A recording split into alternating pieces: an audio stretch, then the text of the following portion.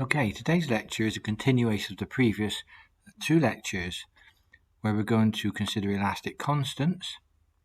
And in the previous lectures we defined a whole array of elastic constants, some of which we'll be referring to today.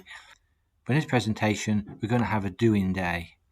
In other words, we're just going to do lots of questions. I'm going to outline questions to you, allow you to attempt the questions and show you solutions to the questions, all related to solving problems involving elastic constants.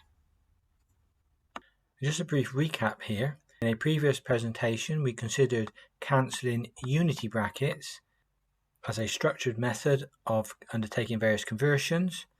For example, if we wanted to convert 500 millimeters squared into meters squared, we could use a cancelling unity bracket shown here. Within this presentation, it may be sometimes preferable to convert, for example, stresses from meganewtons per meter squared into newtons per millimeter squared, or to convert a Young's modulus from gigapascals into kilonewtons per millimeter squared. And sometimes we might want to convert kilonewtons per millimeter squared into newtons per meter squared. So where such calculations are required, I would encourage you to use unity brackets to help you with conversions. There is a separate lecture associated purely with use of unity brackets. Just thought I'd briefly show you this, a summary of elastic constants that we've outlined and defined in the previous two presentations.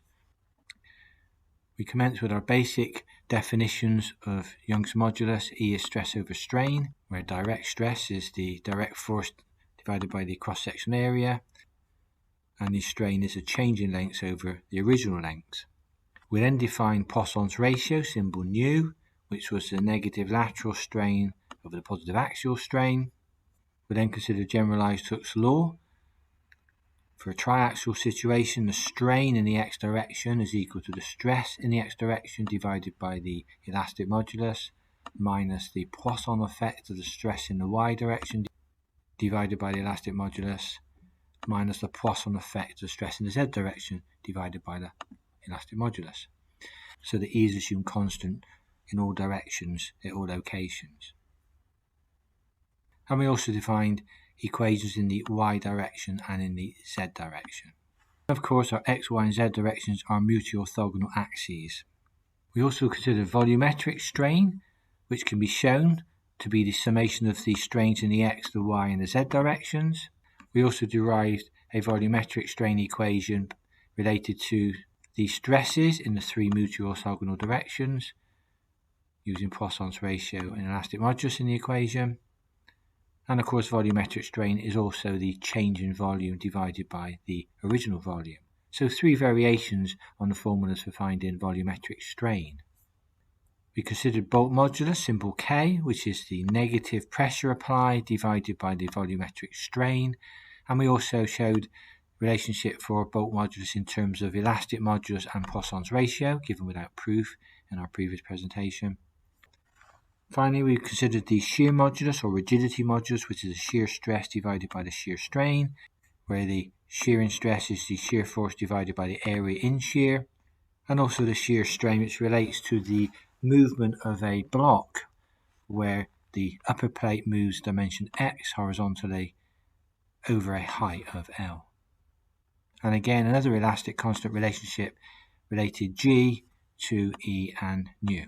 So all the formula contained in the summary were outlined in the two previous presentations related to elastic constants. So here's some tutorial questions I'm going to work through. I'm going to work through questions 12, 13 and 14 in this presentation. If you think you can attempt them without reviewing the solutions, I'd encourage you to stop the presentation and attempt it now. The answers are given in the brackets here. And also question 15 shown here will be considered in the presentation. Here are further tutorial questions for your reference. Questions 17 through to 19, answers again given in the brackets. Question 22 and question 23. Answers in the brackets. So question 12. We're given a solid circular cast iron bar of diameter 60 millimeters length 380 millimeters, is compressed by an axial force of 400 kilonewtons. We're given the Young's modulus is equal to 86 gigapascals, and we're given the Poisson's ratio is 0.3. The question wants us to determine the change in part A, the bar diameter, part B, the bar length, and part C, the volume. The answers are shown in the brackets here. If you think you can attempt this question without further assistance, I would encourage you to stop the presentation and attempt it now, but I intend to work through the full solution on the following slides. So question 12, extracting information from the question. We know we've got a solid circular cast iron bar of diameter 60 millimeters, shown here. It has a length of 380 millimeters, here. And there's a compressive axial force applied of 400 kilonewtons, shown here, 400 times 10 to the 3 newtons. In the question, we're given the Poisson's ratio, which is 0.3. We're also given the elastic modulus, which is 86 gigapascals. I'm going to convert that into newtons per millimeter squared, as I'm going to work all my solutions in millimeters here. So I'm using a unity bracket to undertake the conversion. You could, if you wanted to, convert the dimensions into meters and then use the E in terms of gigapascals. But I'm just going to outline the conversion from pascals into newtons per millimeter squared. So I'm going to consider a unity bracket, which we outlined in the previous presentation. So my elastic modulus given is 80 times 10 to the 9 newtons per meter squared. My unity bracket in this case will be 1 meter upon 1,000 millimeters. Don't forget they're cancelling unity brackets, so I have to cancel the meters with the meters. And as the meters is squared, I must square the bracket. So essentially I end up with the 80 times 10 to the 9 divided by 1,000 squared, and that becomes 80 times 10 to the 3 newtons per millimeter squared. So my elastic modulus is 80,000 newtons per millimeter squared. What I thought we would do first of all is think through the problem and see if we can form a plan of attack for solving this problem. Let's consider the information given to us in the question. So we have the diameter of the bar, so I'll be able to find an area if I want an area. We have the load applied to the bar, it's a compressive load of 400,000 newtons. We have the length of the bar. We also have the Poisson's ratio for the material, and we have the elastic modulus for the material. So those pieces of information we know. What we're trying to find first of all is the change in diameter and the change in length of the bar. So I've highlighted in green the delta symbol here because we'll be using this equation, strain is equal to delta upon L, to find the change in diameter and then the change in length. So the first thing I need to do is to find the axial strain here, because I know the stress. I can put the stress into this equation. I've already given the E in the question, so I can rearrange the equation to find the axial strain. That's a strain in the longitudinal direction, the axial direction, in the X direction as shown in my sketch. That will then allow us to put this strain into this equation, the Poisson's ratio equation, and knowing the Poisson's ratio in the question, I'll then be able to work out my lateral strain. So knowing my lateral strain, I'll then be able to use this formula here and rearrange here to find the change in diameter, because the lateral strain relates to the diameter, or the Y dimension on our bar. And I can also find the change in length of the bar, because I can use the axial strain in the same equation with the length of the bar to find the change in length. So that's part A and B solved. Part A wanted us to find the change in diameter, and part B wanted us to find the change in length. Part C wants us to find the change in volume. Now, as this is a uniaxial loading system, we know that the strain in the Y direction and the strain in the Z direction will be the same. So I can find my volumetric strain from this equation here, because I know my strain in the x direction, that's the axial strain calculated here originally, and I know my strain in the y, which is the diametrical strain, or a lateral strain in this case, and that will be the same as the strain in the z, because we've got a uniaxial stress situation here.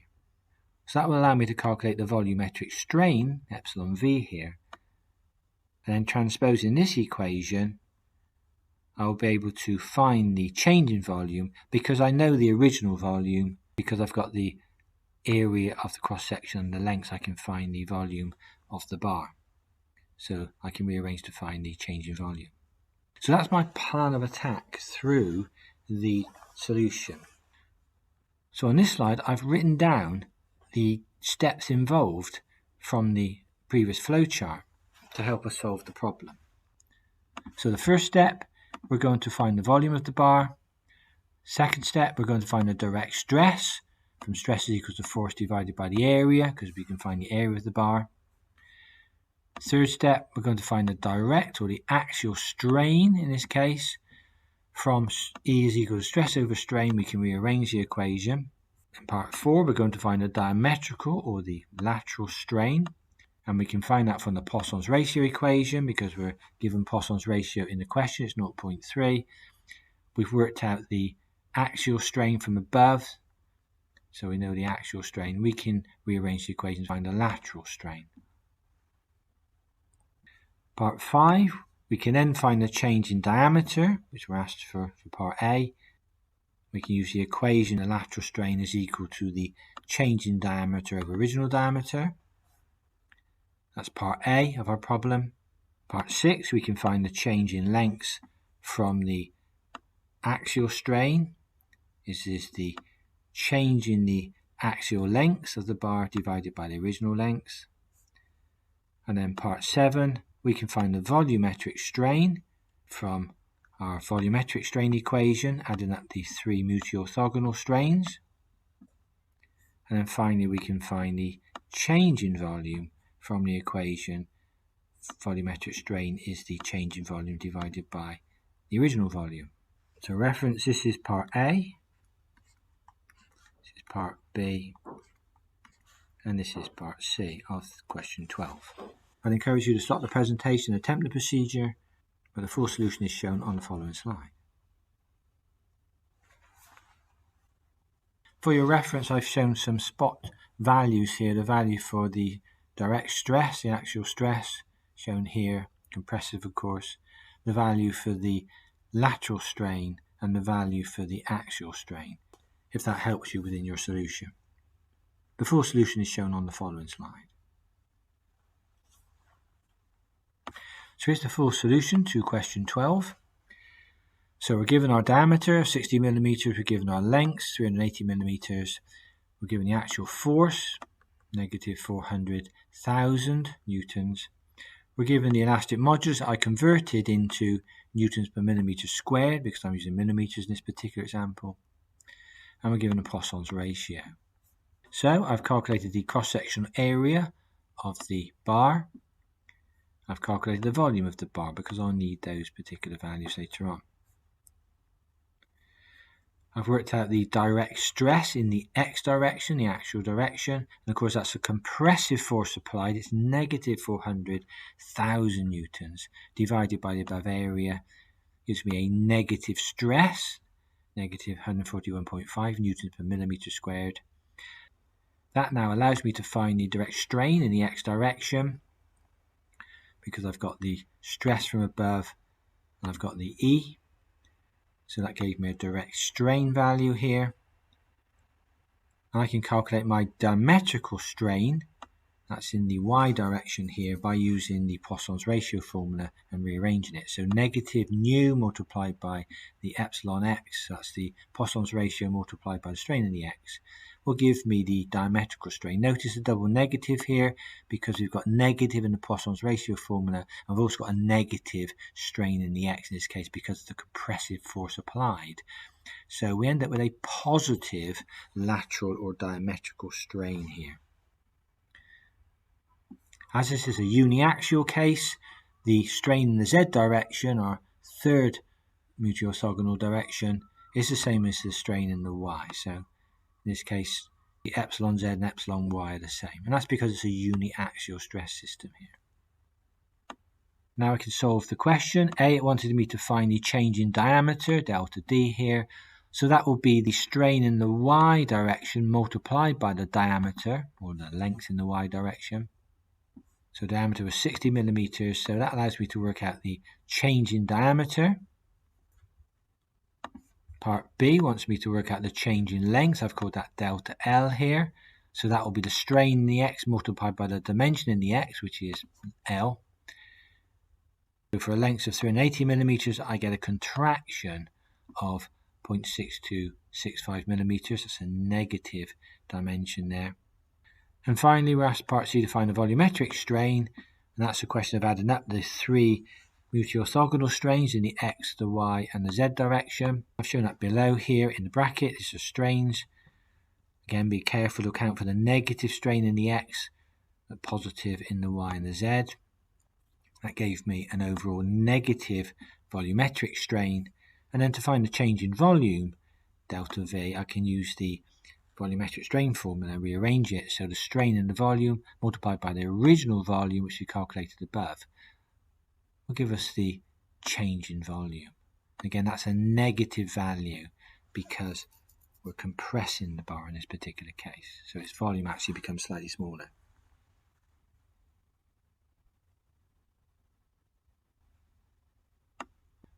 Question 13. A rectangular block is 300 millimeters long, 100 millimeters high, and 50 millimeters thick. And it's subject to an axial tensile stress, sigma x, labelled here as 83 meganewtons per meter squared, a vertical compressive stress, labelled sigma y, as 100 meganewtons per meter squared, and a lateral compressive stress, sigma z, of 62 meganewtons per meter squared. Be careful with the stresses. A tension stress is positive, so sigma x is positive, but the compressive stresses, sigma y and sigma z, will actually be negative. So that'll be negative 100 meganewtons per meter squared and negative 62 meganewtons per meter squared. So we must be very careful in accounting for the signs in both forces and stresses at this level of study. The material is steel, and the E and the nu values are 205 gigapascals and 0.3 respectively.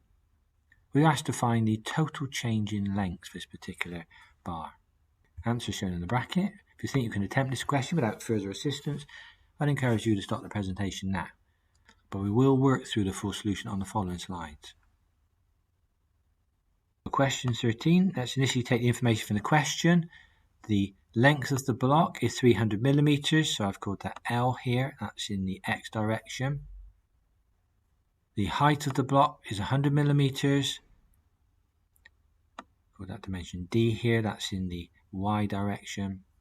And the thickness of the block, 50 millimeters, I've shown that here, that's in the z direction. I've labelled that as B.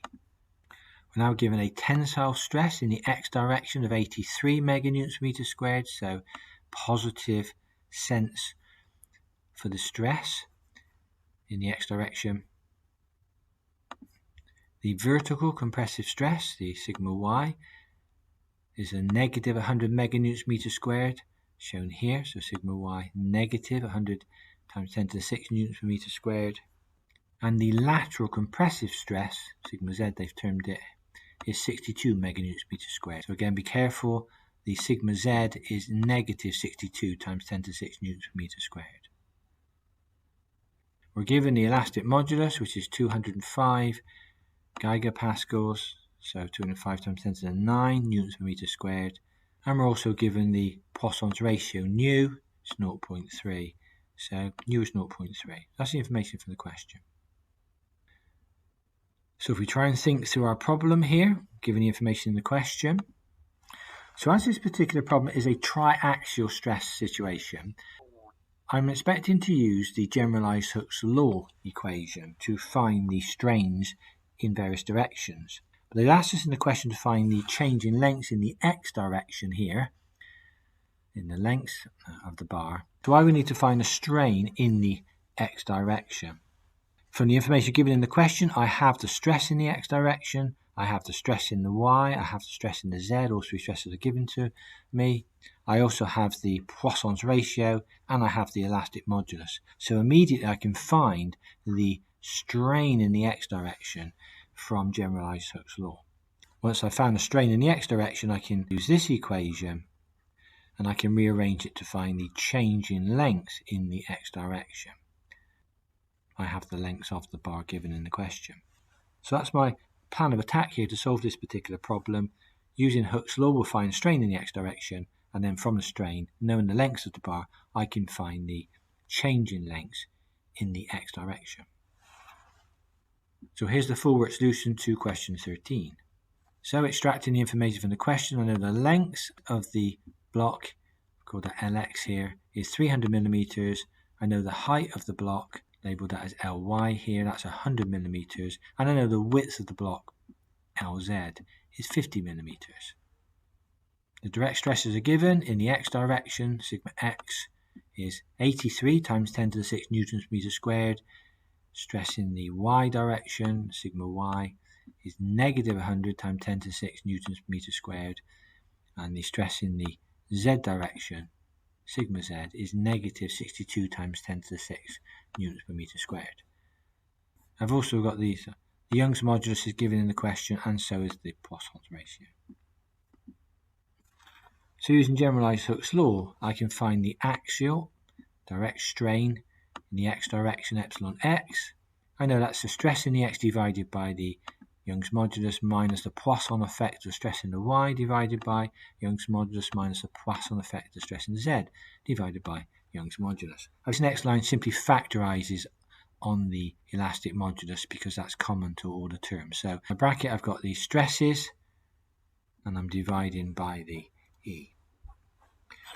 Inserting the values, and be very careful with the signs. The stress x is positive, but the stress y is negative, and so is the stress z. So be very careful with the signs. We've got double negatives here.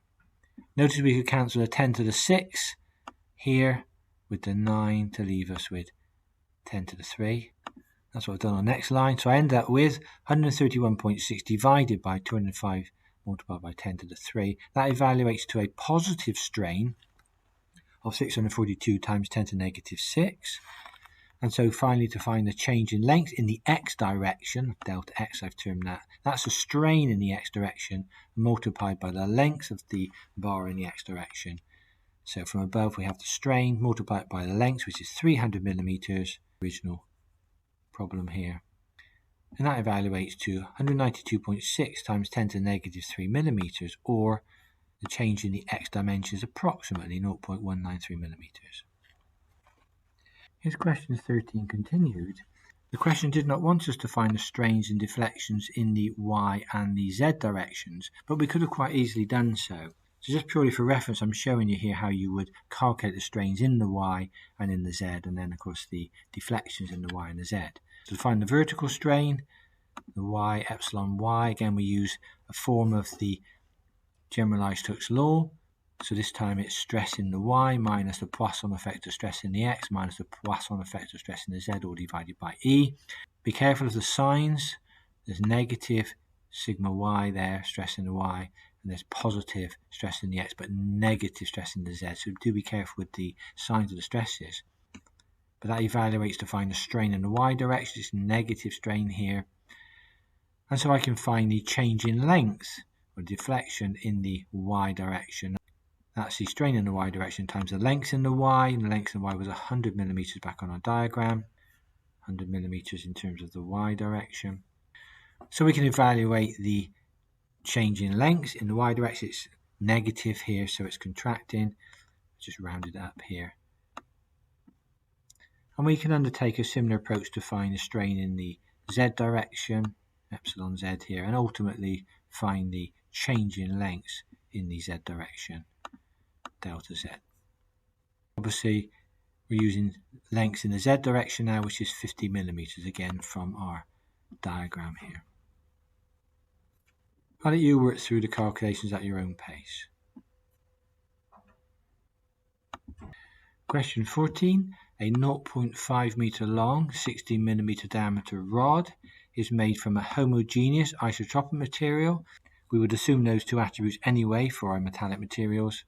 And the rod is observed to increase in length by 300 micrometers and to decrease in diameter by 2.4 micrometers when subject to an axial load applied of 12 kilonewtons.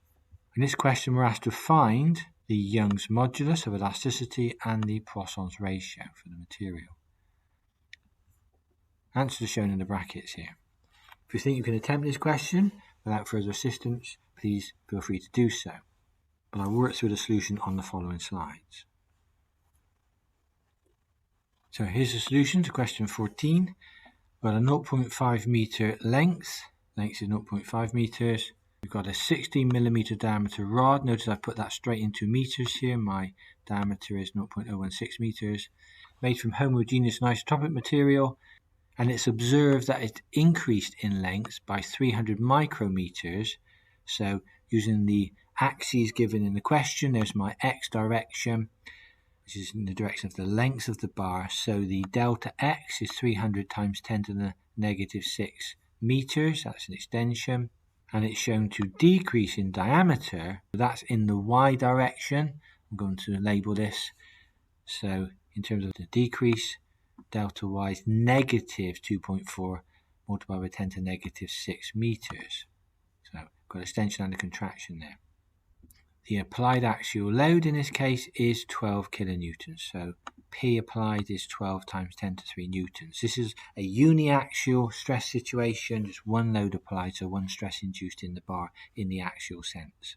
So I've worked out my cross-sectional area for the bar, which of course I will need at some stage. So pi d squared upon 4, that evaluates to 201.1 times 10 to negative 6 meters squared. So that's my area of the bar in meters squared.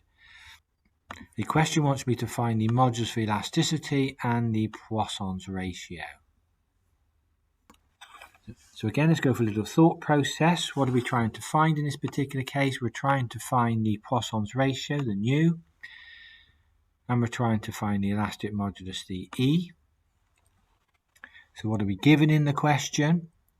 Well, we're given the change in length in the x and the y. So I'm given a change in length in both of those directions, and I'm given the actual length in those directions because I know what the length of the component is. It's 0.5 meters. I know what the diameter of the component is. It's 0.016 meters. So I could actually work out the strains. Given the length and the diameter, I can work out the axial and diametrical strains. So once I found the strain in the axial, the x direction, and the lateral, the y direction, I can put the strains into this equation and I can find then Poisson's ratio. The question also wants me to find the elastic modulus, so I need the stress and the strain.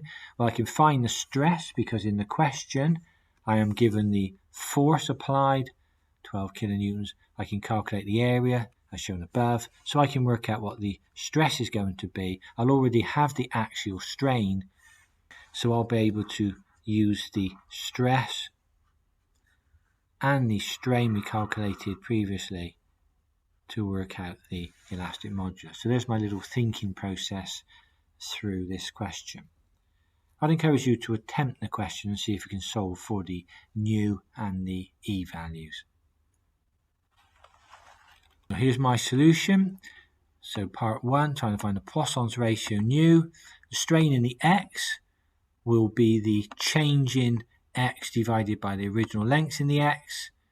So given in the question a change in the length, we know the original length of the bar, so we can work out what the strain in the x is going to be. For the lateral strain in the y, that will be the change in the y, it's change in diameter over the original diameter. So again, we're given in the question the change in the diameter. We know the original diameter. We can find the lateral strain or the diametrical strain. Notice it's negative here, of course. And to find the Poisson's ratio, nu, it's simply the negative lateral strain divided by the axial strain. In this case, that's the negative strain in the y divided by strain in the x. Just be careful of the double negatives. The strain in the y direction is negative, and of course the Poisson's ratio has a negative within the formula itself. so double negative. And that evaluates to 0.25 for the Poisson's ratio. Part 2, we're going to calculate the Young's modulus, E. So we need the axial stress, the direct stress, that's the force divided by the area. We're given the force in the question, we calculate the area above, so we can find the axial stress applied. It's positive stress here because the tension force applied. And the Young's modulus, E, is simply the stress applied. We've got the strain. We can work out what the elastic modulus will be. So approximately the E value is 99.5 giganewtons per meter squared. If you worked in millimeters, that would be 99.5 kilonewtons per millimeter squared. Question 15. We have a steel block shown in the sketch, and it's subject to a hydrostatic pressure. Now that's a uniform pressure on all of its faces. We're given that the change in length of edge AB, shown in the sketch here, this change in length, is known to be negative 24 micrometers. We're asked to calculate part A, change in length of the other two edges. So that would be BC here, which is in the Y direction, and BD, which is in the Z direction. And part B of the question, we've got to calculate the pressure P applied to the faces of the block. The question states that E is equal to 200 kilonewtons per millimeter squared and the Poisson's ratio nu is 0.29. Answers are shown again in the brackets here. Just note that this is a hydrostatic pressure situation, so we have the same pressure applied to all surfaces.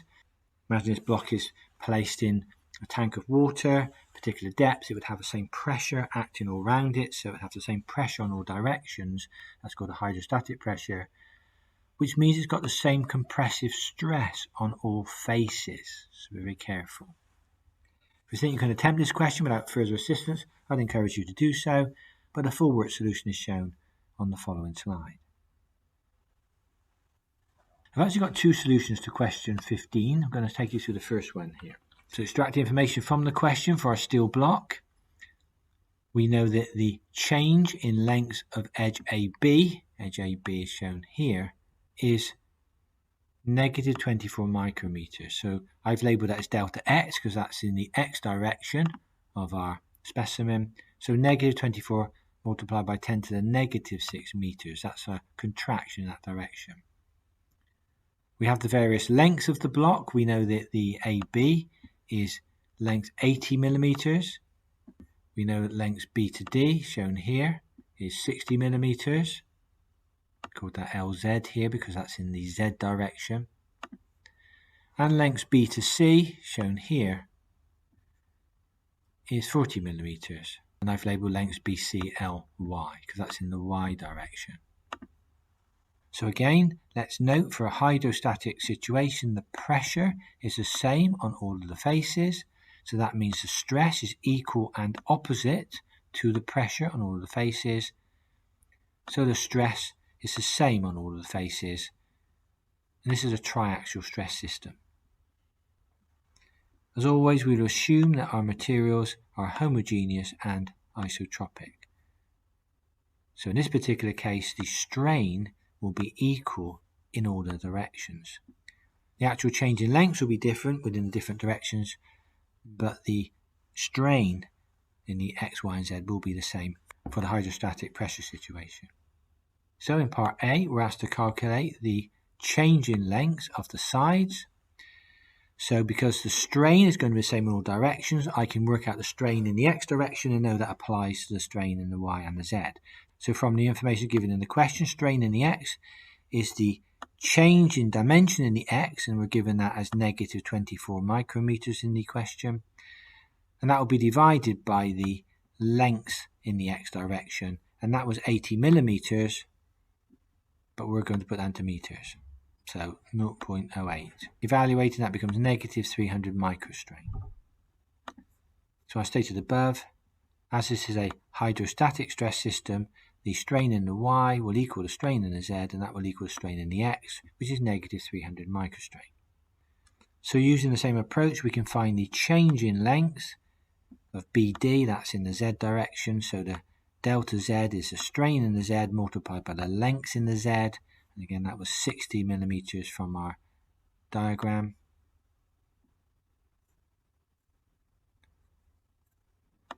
So that evaluates to negative 0.018 millimeters. And if we want to find a change in length in the BC direction, that's actually in the Y direction. That'll be the strain in the Y multiplied by the length of the block in the Y direction. The length of the block in the Y direction is 40 millimeters. That evaluates to negative 0.012 millimeters. Now part B, we're asked to calculate the applied pressure, little p here. Now this is a triaxial stress situation, so to calculate the strain in the x direction for a triaxial stress situation, we'll use generalized Hooke's law. So strain in the x is equal to stress in the x divided by E minus the Poisson effect of the stress in the y divided by E minus the Poisson effect of stress in the z divided by E. Now in this case, the stress will be the same on all the faces because of the hydrostatic situation. Don't forget the stress is equal and opposite to the pressure applied. So I can replace the sigma x, sigma y, and sigma z above with the same stress level. Just call it sigma here. Now the rest of this is basically algebraic rearrangement. If I multiply both sides by E, because E is common to all the terms here, I will get E multiplied by the strain in the x direction is equal to stress minus the Poisson ratio times the stress minus the Poisson ratio times the stress. All I've done is simplify on the next line stress minus twice the Poisson ratio times the stress, and I've factorized on the stress on the following line. So I can rearrange the equation that the stress applied is E multiplied by the strain in the x divided by 1 minus 2 times the Poisson ratio in the brackets. Inserting the numbers into the equation, just be careful again because you've got the negative strain here. It's negative 300 times 10 to the negative 6 in the x direction.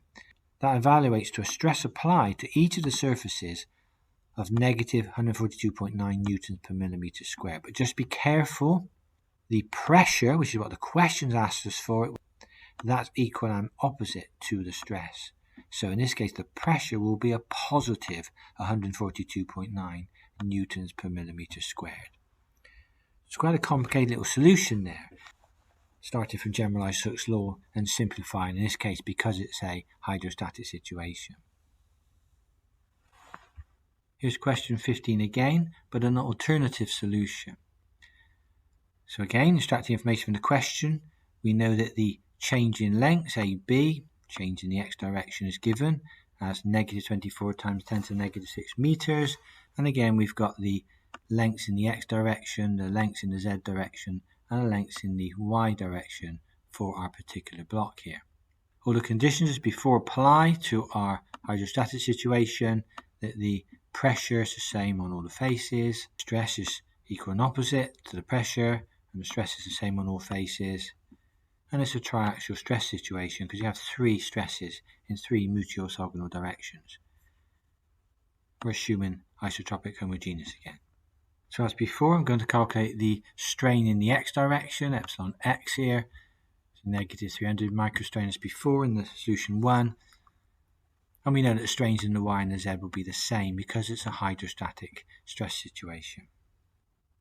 So I can work out my change in length again in the z, and my change in length in the y. But this time I'm going to use the bulk modulus equation to help me find the pressure. We know from the previous lecture that bulk modulus K is defined as E divided by 3 multiplied by 1 minus 2 nu in brackets. In the question we're given the E and we're given the nu, so we can evaluate the K directly from that equation and the information given in the question. We also know that bulk modulus K is negative the pressure applied in a hydrostatic situation divided by the volumetric strain. So I could rearrange the equation for pressure, so P is equal to negative K multiplied by epsilon V. And we know in this case, because the strains are the same in the x, y, and z direction, so the volumetric strain is simply adding up the three strains. So it's 3 multiplied by the negative 300 microstrain. So negative 900 microstrain is the volumetric strain in this particular case. knowing from above the K value, and just having calculated the volumetric strain value, we could find the pressure P applied in this particular case. Question 20. An elastomeric bearing pad consists of two steel plates bonded to a synthetic rubber and is subjected to a shear force F during a static loading test. The pad, as shown on the right, has dimension A of 120 millimeters, dimension A here, and dimension B of 150 millimeters, shown here. The thickness of the bearing pad, labelled as H in the sketch, is 40 millimeters. When a shearing force F of 5.4 kilonewtons is applied to the top plate, shown here, it is found to have displaced laterally by 6 millimeters with respect to the rigidly fixed bottom plate. For us to calculate the modulus of rigidity, the shear modulus, of the synthetic rubber used. Answer is shown on the right hand side. Let's now consider our summary of elastic constants and think our way through this particular problem. So the question wants us to find the shear modulus, that symbol G. To find G, we need to calculate the shear stress and the shear strain. In the question, we're given the shear force applied, P. We're given a geometry, so we can find the shear area, AS. So the force F is 5.4 kilonewtons. And we have our dimensions A and B, so we can find the area in shear for the pad. And the lateral movement of the plates is stated, so we have X, and we have the height of the block, L. So again, the lateral movement is 6 millimeters, and the height of the block, H, is stated as 40 millimeters. So once we've calculated the shear stress and the shear strain from the information given, then insert the shear stress and the shear strain into the equation for shear modulus, and so find our G value. So that's our plan of attack to this particular question. I'd encourage you to stop the presentation and attempt question 20. The full solution is shown on the following slide. Question 20, here's a solution. So we're given the shear force F applied, 5,400 newtons. We're given pad dimension A, shown here, 120 millimeters, and pad dimension B, shown here, 150 millimeters. We're given the pad thickness, H, I've labelled it in this diagram, of 40 millimeters. The lateral movement, due to the shearing forces applied, labelled X here, is 6 millimeters, shown here in the diagram. So given the above information, we can quite clearly find the area in shear, which is dimension A multiplied by dimension B, so that's 18,000 millimeters squared. So in step 1, shown here, we can calculate the shear stress, which is the force divided by the shear area. So 5,400 newtons divided by 18,000 millimeters, that's 0.3 newtons per millimeter squared. Step 2, we can calculate the shear strain. That's the lateral movement, X, which is 6 millimeters divided by the height of the block here, which is 40 millimeters. So 0.15 is the shear strain. And finally, we can calculate the shear modulus, G, which is the shear stress divided by the shear strain. In this case, G is 0.3 divided by 0.15 from the values above, and that evaluates to 2 newtons per millimeter squared, or we could write that as 2 meganewtons per meter squared. I will leave you with question 16 to attempt, your own pace. You've got to calculate the change in volume, delta V, for the steel block that's shown in the sketch when it's subject to a hydrostatic pressure of 180 newtons per millimeter squared. You're given the E and the nu value. The answer is shown in a bracket on the right hand side. Question 23 for you to undertake. Here, a circle of diameter 229 millimeters is inscribed, that's marked, on an unstressed aluminium alloy plate having a thickness of 19 millimeters. Forces acting in the plane of the plate later cause normal or direct stresses. Stress in the X, shown here, of 84 megapascals, and stress in the Z, shown here, of 138 megapascals. We're given in the question that the elastic modulus is 69 gigapascals and the Poisson's ratio is 0.33. We're asked to calculate the change in lengths of diameter labelled AB, so that's across here. Part B, to find the change in lengths of diameter CD, that's across here. We also have to find the change in thickness of the plate. Finally, the change in volume of the plate. So this problem is actually a biaxial stress situation where you have stresses applied in two mutually orthogonal directions, but no stress in the third direction. Obviously, this will relate to applying generalized Hooke's law, but a simplified version of Hooke's law because we're only considering biaxial stresses. In the previous presentation, we considered Hooke's law applied to biaxial stress situations.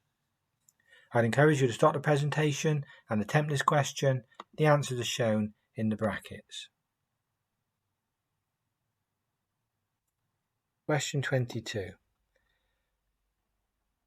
A vibration isolation unit consists of two hard rubber blocks, shown here and here, which are bonded to a plate, shown here, and to rigid supports, shown here and here. For the rubber material used within the design, the allowable shear stress is 1.5 megapascals and the shear modulus is 18 megapascals.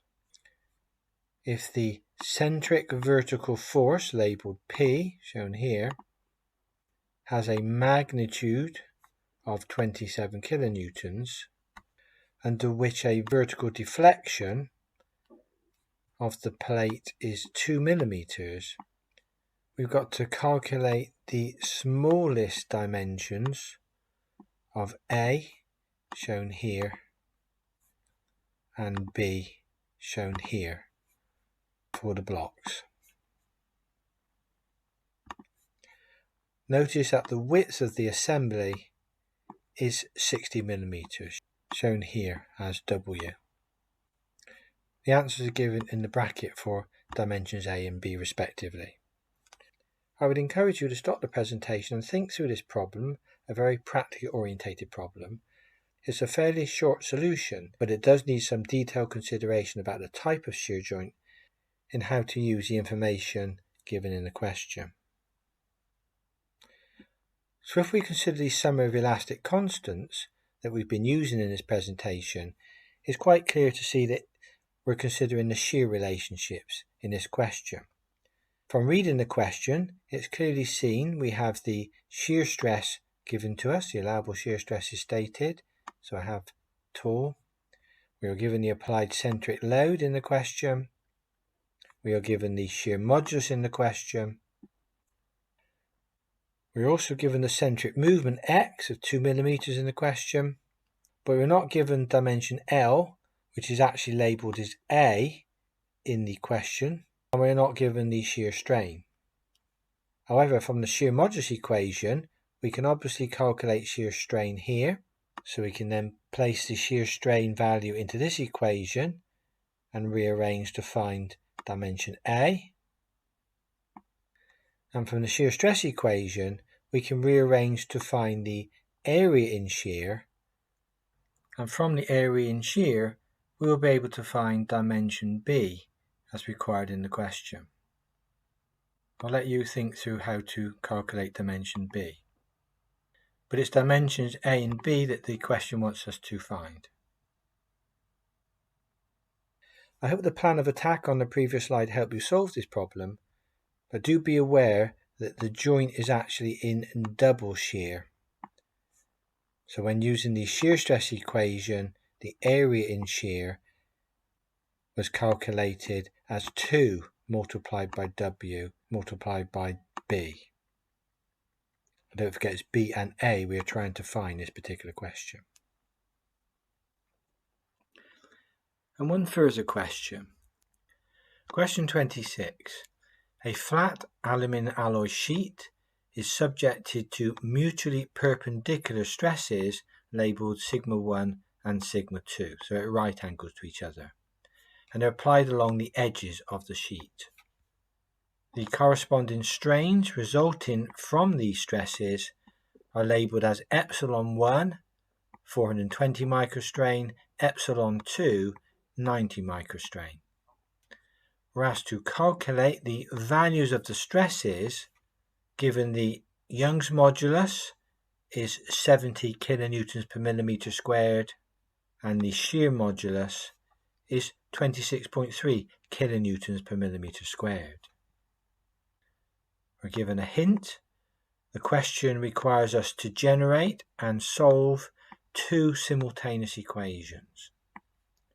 The answers for the stresses sigma 1 and sigma 2 are shown in the brackets here. If you think you can attempt this question without further assistance, I would encourage you to stop the presentation and do so now, but further hints are supplied on the following slide. Question 26 continued. Here are some further hints to help in the solution. The first thing to note from the information in the question is that this is a biaxial stress system, i.e. stresses in the mutually perpendicular 1 and 2 directions, but there's no stress in the third direction. Also in the question we're given the shear modulus and the elastic modulus, and from our previous lectures we know there's a relationship between the E, the G and the nu values, so using that relationship we can actually find the value of Poisson's ratio nu. We are given in the question the strains epsilon 1 and epsilon 2, and knowing the above E and nu values we can apply generalized Hooke's law to this problem, noting of course that it's for a biaxial stress system. From here we can generate two equations involving the unknowns of sigma 1 and sigma 2, and we can solve these equations simultaneously to find the values of sigma 1 and sigma 2. I hope the above hints help you solve for sigma 1 and sigma 2 shown here in the brackets. Here is the bibliography used to help generate the presentation. I hope this has been of interest to you. Thank you for viewing.